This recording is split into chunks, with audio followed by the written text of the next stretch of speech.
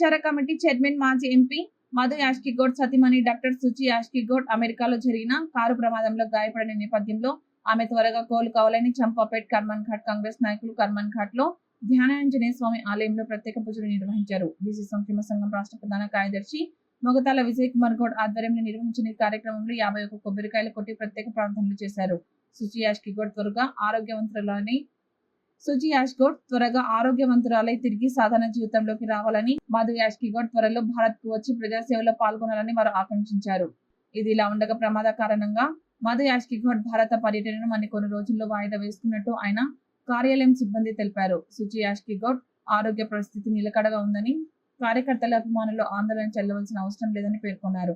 ఈ కార్యక్రమంలో ధ్యానాంజనేయ ఆలయ డైరెక్టర్ పూల నాగరాజు, మేకల రాజశేఖర్ రెడ్డి, ఐఎన్టీయూసీ జాతీయ కార్యదర్శి నోముల రవీందర్ గౌడ్, ముదిరాజ్, జక్క సందీప్, చింటూ, వెంకట్, నవీన్, వెంకటరమణ తదితరులు పాల్గొన్నారు.